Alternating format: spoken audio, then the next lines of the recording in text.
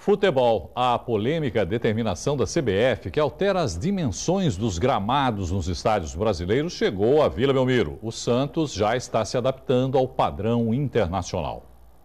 Cada gol vai recuar 50 centímetros e nas laterais do campo será diminuído 1 metro de cada lado.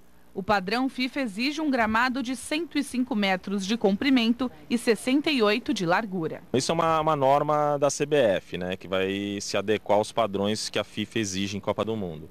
Hoje a Vila tinha as medidas de 106 por 70, já foi reduzida para 105 por 68, que vão ser todos os estádios no Brasil.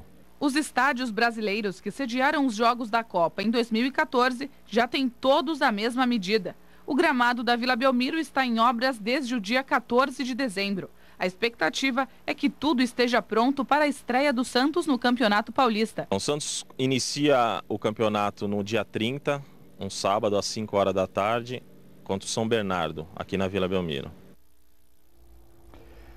Para falar mais sobre o Santos, eu converso agora com o jornalista e integrante da equipe do Esporte por Esporte, Aldo Neto, que já estava aqui comentando comigo a respeito dessas mudanças aí. É válido, Aldo, isso? Quer dizer, por um lado é padronizar, todo mundo fica igual, até porque antes tinha uma medida mínima, uma medida máxima, e agora todo mundo vai ter a mesma medida, não é isso? É isso. Boa noite, Irineu, boa noite ao nosso telespectador. Antes era a festa do caqui, né? Tinha estádio que tinha medida menor, aí chegavam num Serra Dourada no Goiás, que era 6 fazendas de largura de campo. Já que você está falando, para a Vila Belmiro, por exemplo, não mudou tanto, pelo que a gente viu aí na reportagem, mas para o Serra Dourada, por exemplo, vai ficar metade do Serra Dourada. Lógico. Mas o que acontece? Todo mundo fala que futebol tem que seguir exemplo dos outros esportes, as ligas norte-americanas. O basquete e o vôlei, em qualquer lugar, quadrinha escolar que você vai, a medida é aquela acabou. Isso aí já deveria ser há muito tempo. A FIFA demorou muito para exigir esse tipo de coisa, a CBF muito mais para tomar essa posição. Porque não é uma posição da FIFA, o padrão FIFA para a Copa do Mundo.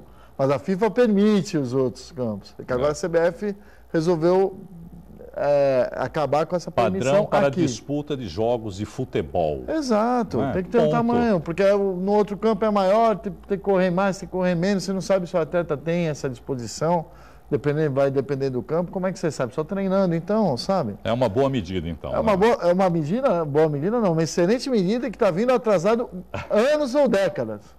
Bom, vamos falar um pouquinho de futebol que interessa mais para a gente. Parabéns também aí a Ione pela matéria e por ter entrevistado o cara certo lá na Vila Belmiro, que você conhece esse assunto, que é o Alexandre, um excelente profissional do Santos.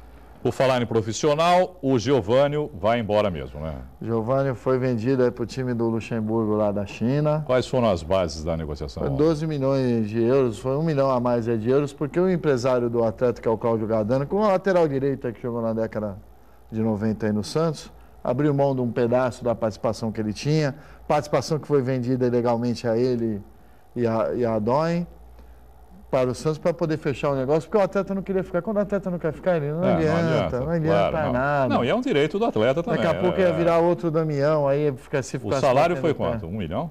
É 1 milhão mesmo. Se ia. Assina onde? Sabe? Mas tem um ponto aí...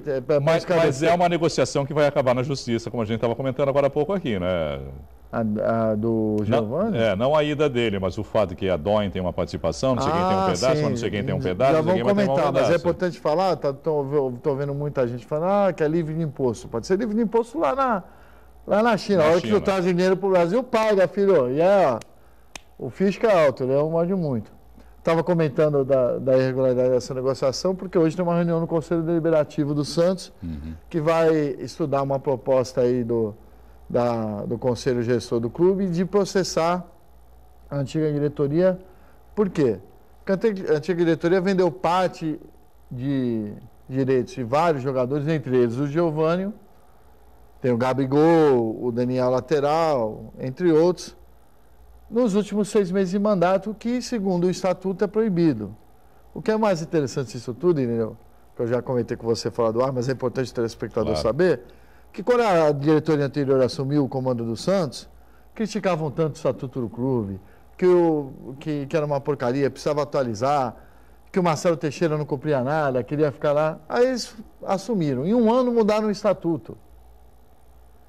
Para quê? Se eles mesmos rasgam. E eles estipularam essa regra de que nos últimos 6 meses não poderia ter esse tipo de negociação. Porque falaram que o Marcelo tentou vender o Ganso e o Neymar no final da gestão, que é uma grande balela, deixou lá de presente para eles, por isso que eles conquistaram alguma coisa. Se deve alguém, deve ao Marcelo Teixeira.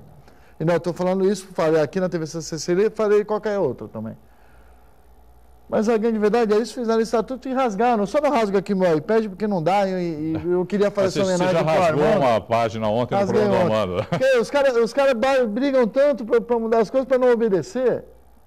Sabe? Isso prova o quê? Agora, quem pode corrigir isso? É o próprio Conselho? O próprio Conselho pode propor alteração e depois tem que ser aprovado no colegiado geral de todos os associados e tem participação mínima dos associados. Sim, mas eles já cometeram uma irregularidade segundo o Estatuto atual. Já não cometeram? Vigência, cometeram. Aí cabe quem? Ao Conselho cobrar essa irregularidade? O clube quer processar, para tanto pediu autorização à Comissão de Inquérito e Sindicância do Conselho. Por ser uma desobediência. O ex-presidente Odílio. Exato, o ex-presidente Odílio, por causa dessa questão. Como é uma desobediência estatutária, precisa ter uma sindicância que quem faz é a Comissão de Inquérito e Sindicância. É esse relatório que vai ser apreciado.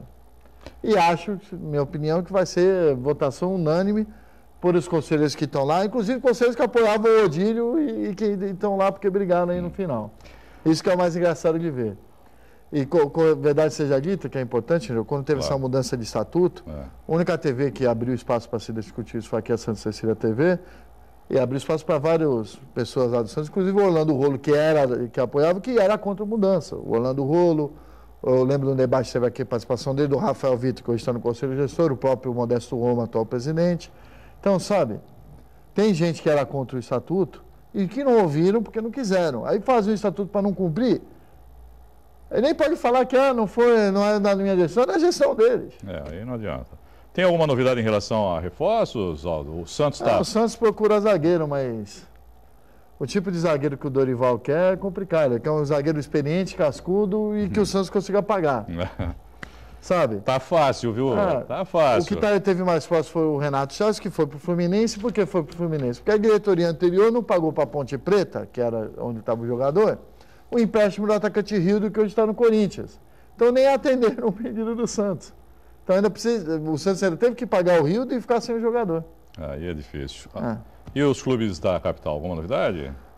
Então o São Paulo tem perto de trazer um atacante da Argentina. Está todo mundo discussionando também, né? São Paulo, Palmeiras, Corinthians, todo mundo jogando fora. Estão jogando fora, porque também é um outro absurdo, que é um perigo de pré-temporada, né, Lino? Só que o nosso calendário está tão errado, que se você não escoleciona agora, não tem oportunidade de buscar esse dinheiro. Então precisa mudar tudo no futebol brasileiro. Nem esse período tinha anteriormente, né? Ainda tem essa brechinha. Antigamente tinha jogo, parece que eu só falando da década de 60. Nos anos 90, tinha time que jogou 2, 3 vezes no mesmo dia. É verdade. No mesmo dia. Aí não dá, aí complica. Aldo, obrigado, viu, pela sua participação e uma boa noite para você. Boa noite, Irineu, boa noite a todos.